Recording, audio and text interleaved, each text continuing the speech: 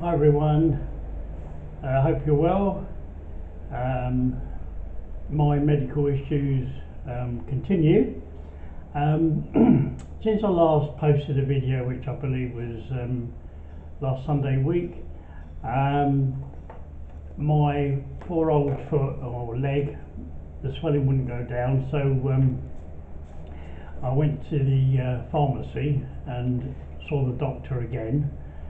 This time it only cost me €10 instead of 20 for a home visit. And she poked and prodded and she said, "Oh, I think you need to go to hospital today." I said, "Oh, really?" She said, "Yes, otherwise you might die." So I thought, crikey, what's going on here? Anyway, it seems that she thought that I had a DVT, or deep vein thrombosis. I must admit, I was in agony. I could walk, but it was bloody painful, if you'll pardon my French.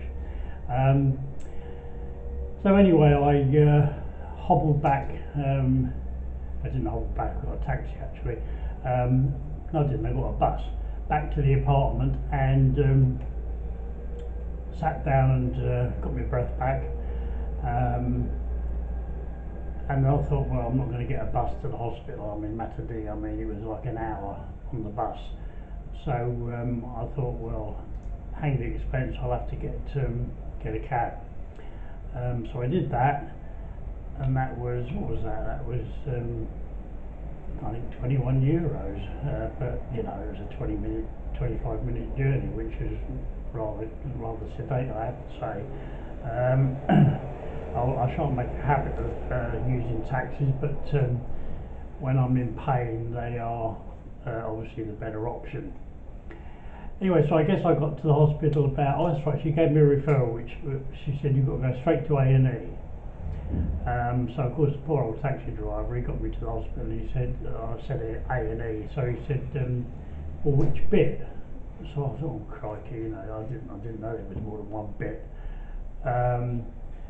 So I said, well, I don't know actually, I've just been told to go to A&E. So anyway, I went into this main reception area, or hobbled into this main reception area, and showed this lady behind the desk my referral form. She said, oh, she said, you've got to go to A&E straight away. So I said, well, where is it? So she said, we go out the door. She said, you go to the right, down some steps, and then you'll find A&E.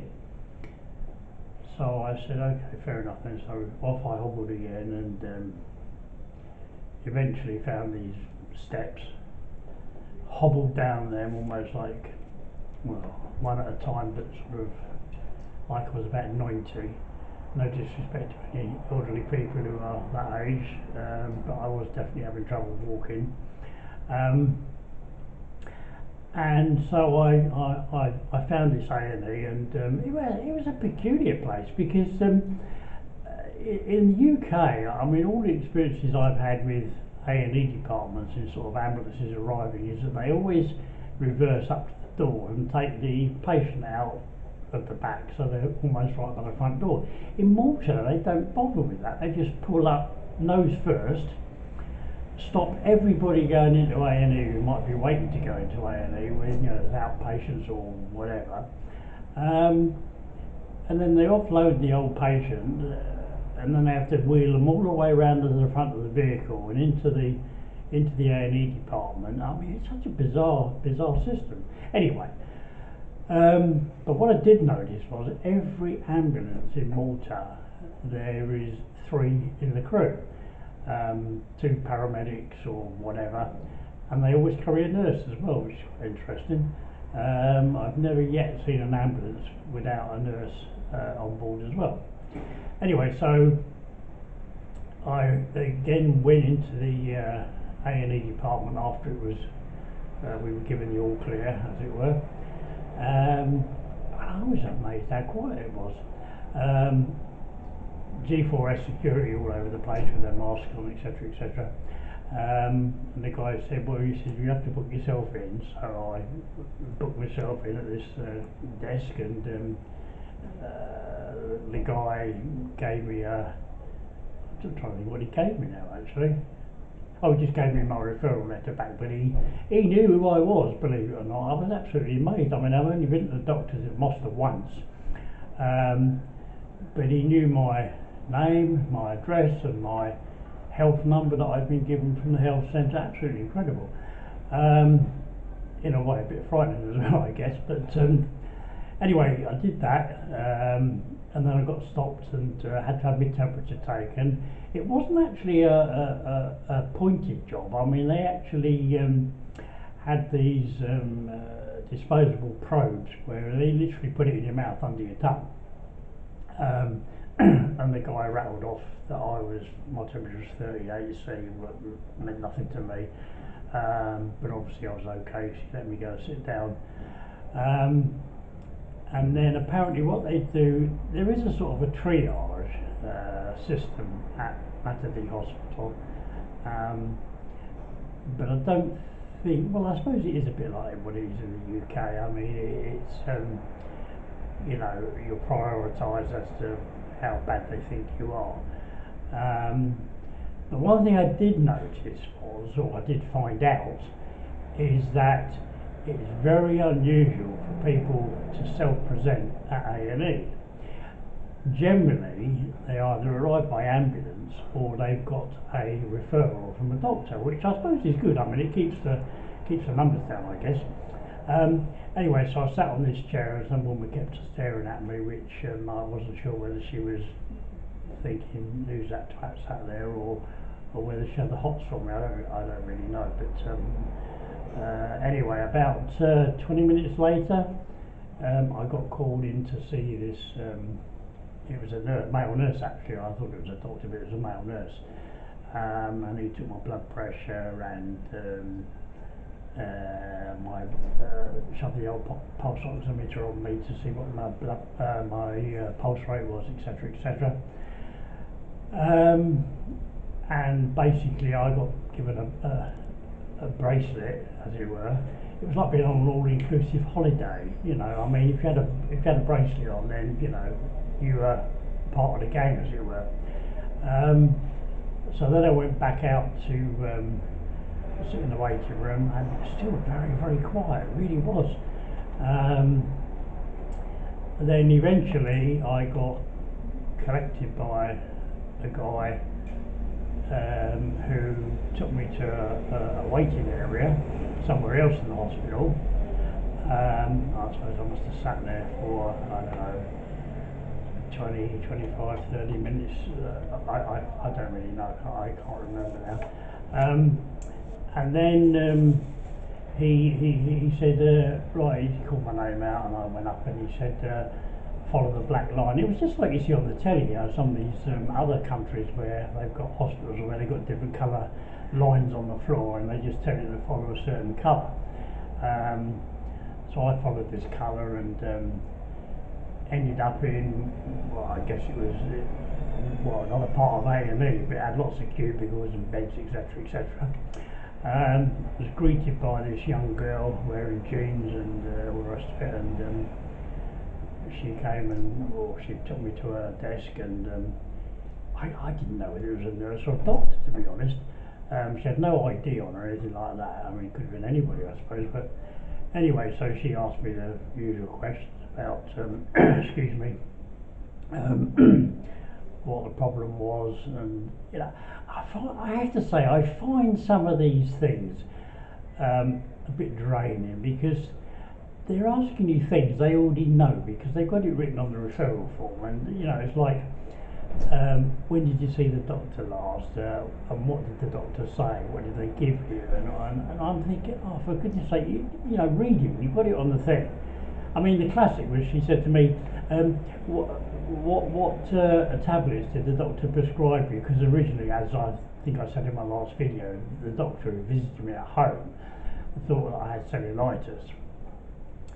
And so she said, so what's the medication the doctor gave you? So I'm thinking, I don't know, I know it begins with A. So I said, I can't remember. I said, I know it began with A. And so she ruled it off to me, and I'm thinking, well, if you knew that, why did you ask me? I mean, ludicrous. Anyway, cut a long story short, she said, I'm going to take some bloods off you and all the rest of it. And I have to say, she was bloody good. Never felt a thing. I mean, she put it down to the fact that she was using distraction techniques on me. Well, I don't think it was distraction. I mean, the fact I had my hand on her knee was was irrelevant. But that's just the way that that she was sitting and the way she got my hand, etc. So she took 3 syringefuls or test tubefuls of blood, and she said, "Well, it's going to take 2 or 3 hours for the results to come back." And I'm thinking, "Oh, crikey, here we go." So she said, "Well, you know, go off and there's a canteen upstairs, blah blah blah, and come back in an hour, and hopefully I'll have the results by then." So anyway, I didn't go to the canteen. I mean, I just went hobbling around trying to dispose of all these referral forms I got from the doctor's surgery at Mosta to the various departments, and I was shoved from pillar to post. Anyway, cut a long story short, I managed to sort out what I was supposed to be doing with my other referrals that I'd been given, and so I wandered back down to the waiting area where I'd been before, waiting to see the doctor. And I sat there and I sat there and I sat there, and there was a woman who came in. Oh, talk about loud. Oh, she didn't stop. She was on her phone. She kept walking backwards and forwards up and down the corridor, kept stopping by me. And she had her hand shoved down the back of her trousers, grabbing her bum. I'm thinking, well, is this supposed to be some sort of turn on for my benefit? But you know, I couldn't understand the words she was saying because she's yapping away in Maltese. But yeah, she just wouldn't stop. And eventually, oh that's right, and she then asked one of the guys where the toilets were, and she wandered off down there, and she was still on this blinking phone, yapping away to somebody, and she burst into tears, and then she stopped, and then she disappeared. She went out of view, and I could still hear her. I mean, goodness knows where the toilet was, but I could still hear her. And then she comes back about 5 minutes later, still on the phone clamped to her ear. And I'm thinking, and have you sat and done a wee and all the rest of it, and you know, washed your hands, etc., and continued with this phone call? Unbelievable. Anyway, so she came back and sat. Well, she was a bit peed off actually because someone nicked her seat in the meantime. So I thought, crumbs, I hope she's not going to sit near me. I mean, mercifully, they had the social distancing for the chairs for the waiting. So if she did choose to be anywhere near me, she'd be at least 2 or 3 metres away from me. But anyway, so she eventually stopped talking, got off the phone, and she was called, and off she went. She followed the line into the A&E bit where I'd been, and then I suppose about 15-20 minutes later they called me, and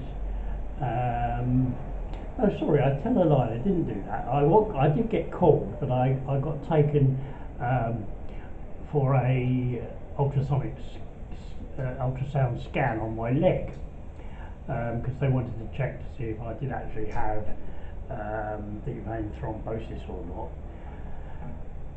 So I go in this room, and quite a nice nurse there, and she said she got this big sheet out, and I'm thinking, oh crumbs, what have I got to do here? Anyway, then she said, well, just drop your shorts down to your ankles. She said, you haven't got to take them off or anything like that. And I thought, crumbs, I've only got my swimming trunks on, my swimming shorts. So I said, well, that might be a bit difficult. So she said, no, it's not a problem. She said, don't be worried about it. She said, and I thought, well, I have tried to tell you anyway. So I dropped the old keks, and she very nearly passed out. I don't think it was with what she saw. I think it was more she didn't expect to see what she saw. So I said, well, these are my swimming shorts. Anyway, so I got on the couch and she covered me up discreetly with this sheet. And I'm lying there waiting for this doctor to come in to do the old SAT scan. I know, nice guy actually, very nice guy. I mean, I was chatting to him, and you know, he was taking him apparently 7 years to qualify to do this ultrasound scanning. But he said that wasn't all he did. I mean, he didn't do very much casualty or A&E work. He said he mostly did MRIs, you know, full body scans and all that sort of business. Anyway, so he said, well, I'm going to press quite hard on your leg, he said, with my scanner. So I said, that's not a problem. He said, well, just tell me if it hurts. Well, that was the ironic thing about it. I mean, although my leg was like 3 times the size it should have been, it actually didn't hurt. Anyway, he was banging away, well, not banging away, but he was moving this thing up and down my leg. And he kept putting this this amplifier on. I could hear all this, and it was obviously my blood going through the veins. So I thought, well, I'll have a look at some of this. So I said, well, can I have a look? And he said, yeah, no problem. So he turned this monitor around. I'll tell you what, I didn't have a clue what I was looking at. But you know, I was nodding sort of very intelligently as if I understood everything he was saying, but it was like a complete mess to me. I mean, everything was, there was no colour on it, it was all black and white. And he kept saying, well, he said, there, he said, I'm pressing your veins to close them, and then I'm releasing it, and you can see they're going up and down. Well, I couldn't see that. Anyway, he did say to me, he said, well, you haven't actually got deep vein thrombosis. He said, but I have detected a very small, what he called a thrombosis, which he reckoned was quite old, where it was only about, I mean, that I did actually see, I did understand that bit he showed me. It was about 2 inches long, and basically when you pressed on it, nothing happened. It didn't close because it was already closed, and it didn't open obviously because it was closed. So, you know, as I say, the good news was that it wasn't a DVT, which I was quite pleased about. So I guess that lasted probably about, I don't know, 20 minutes or so. So then I went back to sit in this area waiting to go and see the doctor again for the result of a blood test. And eventually I was called and I went in, and oh crikey, by this time, I mean, the A&E bit where I was going was absolutely crammed. And even the waiting room, by now it was probably, I don't know, 5 o'clock, 5:30, something like that. And there was probably at least, I don't know, 10 people waiting where I was sitting in the sort of waiting area. In fact, I felt a bit embarrassed actually, because I seemed to be getting called before everybody else who'd been sitting there either longer than me or the same amount of time. But you know, I didn't care, I was getting seen. So anyway, so I went and saw the doctor again, and she was very nice. She said, Adrian, she said, you've got a thrombosis. And I said, oh really? I said, well, the doctor did tell me that. I said, but he seemed to think it was quite old. She said, well, that's not what he's written here. So I thought, oh, well, fair enough then. Anyway, so there was no mention about the bloods. So I said, well, what were the blood tests? So she said they were all right. And she like almost dismissed it. I'm thinking, well, I don't know, well, what, you know, why did she bother? I mean, she must be looking for something, but anyway, she wasn't bothered about that. So then, to my amazement, she said to me, you've got 2 options, Adrian. She said, the first one, she said, is that I can admit you to hospital to give you a course of warfarin, or she said, you can go home and I'll give you a prescription for the warfarin, but it's quite expensive. She said, and you can go to any pharmacy and buy it. So I'm thinking, well, I don't particularly want to stay in hospital. It's just bizarre, you know, stay in hospital, it's free, go home and it costs you. So anyway, I said, oh well, I said, I'll go home. She said, good decision. She said, you don't want to be here with all these mad people, which I thought was quite humorous. She said, I'm going to have to weigh you now. So I thought, okay. She said, what do you weigh? So I said, about 72, 73 kilos, you know, trying to be clever, rather than pounds and ounces or stones and pounds or whatever. Anyway, so she takes me to the scales. I was 81 kilos. I couldn't believe it. So anyway, I said, oh, this is a surprise. I said, mind you, I haven't weighed myself for a while.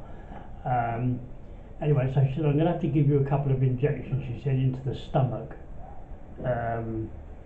She said it'll make you feel a bit better and it will start to hopefully, but I don't know what it was supposed to do. I said, is it warfarin? She said yes, but I wasn't convinced. But anyway, so I said, are you going to use distraction techniques again? So she said, no. She said, I can't. She said, so I hate giving injections. And I thought, well, that's full of confidence, that is. Anyway, for once in my life, I was actually pleased I got the gut on me. Because what she did was, she grabbed a great handful of my, well, what I would call flab, and injected into that. It was like she was injecting the neck of a cat or a dog. I never felt a thing. And she put two of these things in, injections, and I'm now still, this is what, probably nearly a week ago now, I've still got two bruises on my lower belly where she injected me. But as I say, never felt a thing. Absolutely brilliant. So then by this time it was, I don't know, 6:30, something like that. Oh, that's right, and I forgot to tell you that when I pitched up to see the doctor for the second time, the woman on the phone was lying on the bed, and she was still on her phone. Actually unbelievable. Goodness knows who she was talking to. So I was effectively discharged, and I thought, well, shall I get a bus home or shall I get another cab? I thought, oh, well, it's, you know, it was up 6. You know, I was getting a bit fed up with, all this hanging about, etc., etc. So anyway, so I got a cab, and that cost me, as I say, 21 euros to get back to the apartment. So I got back about 7 o'clock, I guess.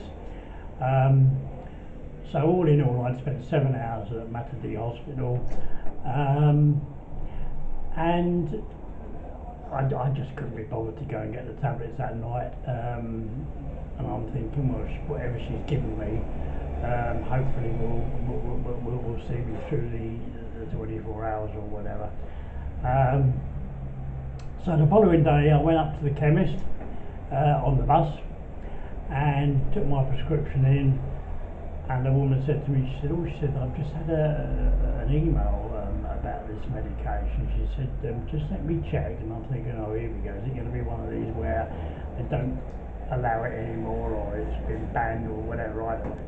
Anyway, so she's looking on her computer. She said, is it for thrombosis? So I said, well, I said, suspected. Oh, she said, that's fine. She said, anyway, so off she trots and gets these tablets. She came back, it was a pack of 56. I had to take 4 a day or 2 twice a day for a week, and then it was 2 a day for 6 months. Anyway, I only got a pack of 56. Do you know how much it was? It was 80 euros. I mean, no wonder the blinking doctor wanted me to go home. So that's one thing I have found in Malta, that over-the-counter medication is expensive. So like 80 euros, which is like nearly, I don't know, 78 quid for 56 tablets. I mean, it's cost me an arm and a leg for my healthcare. But, you know, to be fair, it had to be paid, I suppose. I couldn't just say, well, I don't want them. But the ironic thing was that I was looking at the price upside down. I thought it said €8.40, but it was €80.40. Still, never mind. So then hopped back on the bus and got back home. So since then, I've literally been taking these tablets as prescribed. The swelling of the leg has gone down. I've still got a little bit of swelling still around the right ankle, but other than that, I'm wearing trainers now rather than flip-flops because I think the trainers give me a bit more stability on the ankle, etc. And so, touch wood, things are going okay. I've still got to get to the doctors in Malta to sort out this business about what they call a Schedule 5, which is all the medication that I can get without paying, and hopefully that means that I will still be able to go to the pharmacy to get the medication, but rather than charging me whatever, I just produce apparently they give me a card or something like that. I just produce this card and they dish it out to me, and it doesn't cost me anything, so that'll be worth having. So I guess that's pretty much it. I've still yet to go down to Identity Malta to get my registration for residency sorted out. You know, it's all, I think as I said before, it's just getting myself motivated. I mean, I do things during the day. I mean, I keep myself occupied. I mean, I don't just sit and watch telly or whatever. But it's just, you know, it's just I think, well, what do I do today? I could do this or I could do that, but then I've got to do that, and it never gets done. But you know, I'm acutely aware now that I've got to get this residency thing sorted out pretty soon. I'm now getting my shopping delivered from a supermarket called Value, which is spelled Valyu, and they're pretty good actually. I mean, it's, you know, it's like Tesco's, Sainsbury's, Ocado, or whatever, and I have to pay an extra €5 because I'm not on the ground floor and there's no lift, but you know, it's no big deal. I have to spend more than €75 for free delivery, but if I spend less than that, I have to pay another €5. So I mean, it's like the other day, yesterday actually, I had a delivery which had come to, I don't know, €51 or whatever, and amazingly my delivery slot was 10:30 to 12:30, and the guy rang me at 10 to 10 saying, I've got your groceries from outside. Brilliant, you know, never happened to me before like that. I mean, I've had, I think, probably since I've been here 4 deliveries, and they've all been around about 11:30, so halfway through the 2-hour slot. So that saves me having to keep wandering up and down the road. And of course, this time of year in Malta, a lot of the smaller shops, they're actually closing for the winter. I mean, my little local place up the road, I mean, she's closing on Sunday the 27th until March. The fruit and veg lady, she shut down probably about well, I think it was just towards the end of I think the end of August she shut down. It's quietening down a bit here now. There's not so many boats moored up in the bay. They're slowly disappearing, a bit like the marinas on Hayden. They clear them out in the winter. Not so many tourists about, I have to say. Monday that's just gone this week was public holiday again in Malta for Independence Day, and again not many locals about on the beach. I mean, the weather was good. I mean, it wasn't wall-to-wall sunshine, but the sun was out for a fair part of the day. So yes, generally it's starting to quieten down now. Still enjoying some good temperatures. I mean, today it's very humid. I mean, the actual temperature outside is 29 Celsius, but it's got to feel like temperature of 34. But I'm coping with this now. I mean, I'm amazed how quickly, in some respects, I've acclimatised to the climate really, because as I always remember the first day I got here, it was like 30 degrees, and I was practically dead on my feet when I arrived at the apartment. Terrible night sleeping the first 2 or 3 days, but now, I can go to bed at, I don't know, 11:30, still be 25 degrees outside. Get off to sleep no problem, so that's good.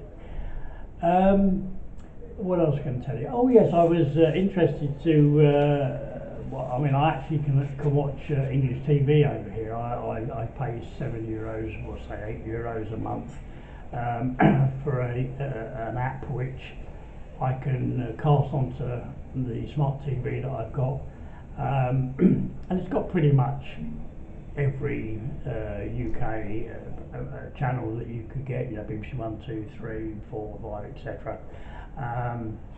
The only problem I do have with it, if I'm honest, is that I do have to account for the hour in front that I am. So if I wanted to watch something like the news at 1 on BBC 1, then I have to watch it at 2 o'clock here. So that always throws me a little bit, but it's pretty good. Now and again it lags, but not for very long. And also it's got the facility where I can actually record on it. It is a legal app, by the way. In fact, they sent out an email the other day to say that Google Play had taken it off their app list because apparently, I think they said the BBC was complaining that it was a pirate type channel, but apparently it isn't, and I've got no reason to believe it isn't either. I mean, it's very, very good. I mean, as I say, you can watch pretty much everything and record things as well. So it's good stuff. I mean, so anything that's on, say, I don't know, 11 o'clock at night in the UK, it'll be midnight here, then obviously I record it.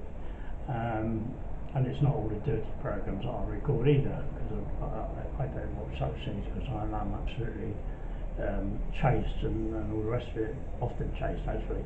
Anyway, so I was watching BBC Parliament yesterday, and I was watching old Boris introducing his reluctant COVID restrictions, and I have to say, the UK does appear to be behind everybody else. I've never really noticed it before, but I mean, out here, I mean, probably since it must be, I don't know, second week of August, it's been compulsory to wear a mask on public transport. Well, there's only buses here, there's no trains, and the ferries, you have to wear a mask on there. Taxis, driver and passenger with masks. Restaurants, masks. Shops, masks. Social distancing, that's always been around here. So really, I mean, I think the new cases in Malta, as of yesterday, I think was something like 42, which it's higher than it was when I first arrived. But as I say, they're already doing everything that Boris Johnson wants the UK to do now. So perhaps Malta have got it right and maybe the UK have got it wrong. I don't know. But as I say, we here, look at me, I'm talking like I'm a real local now, aren't I? We here are doing okay with it. Everywhere I go, I mean, obviously we're not got to the stage where if you're outside in the street you wear a mask, but I mean, going to the hospital, everybody wears a mask in the hospitals, even the security people, doctors, nurses, obviously. So they certainly are taking it very, very seriously over here. I just hope, fingers crossed, that the UK will follow what's been advised. whether you agree with the politics of it or not, it's entirely up to yourselves. But you know, there's no talk over here of Christmas being cancelled or anything like that. There is still the restriction on how many people can gather as a group. They've still got bans on group boat trips. Well, of course, that's not happening so much now because obviously, as I said earlier, we're getting near to winter. So yeah, it's not doing too bad over here. Another thing I've noticed also is that the number of flights are reducing, not because anything's being cancelled, but just again because the season clearly is coming to an end over here. But amazingly, the weather is still very, very good. We had a couple of really bad days of storms, which I think I posted a YouTube video showing the thunder and lightning. There was quite a lot of flooding actually in Malta over those couple of days, but you know, it didn't last long. The weather it's still good, but as I said earlier, not every day is wall-to-wall sunshine, excuse me. But it's not cold. I mean, I can go outside at 10, 11 o'clock at night, still walk around on my balcony with my shorts on and no top, and it's not cold. And interestingly, I think you may remember on the last video I was talking about sunrise and sunset times between here and the UK. Well, at the moment now, Malta has overtaken the UK. The sunrises in Malta at, let me just check this out on my laptop because I was looking at it earlier, but my memory is not as good as it was. Today, sunrise in Malta was at 6:51 AM, and sunrise in the UK was at 6:53. So it's getting later in the UK. Sunset, we're almost together on that one. Today, sunset in Malta is at 18:57, and in the UK it's 18:58. So as I say, at some point I think our sunset will be later than the UK sunset, but already sunrise in Malta is earlier than in the UK. So that's just a bit of useless trivia for you to digest. Okay guys, well I think that's pretty much it for today.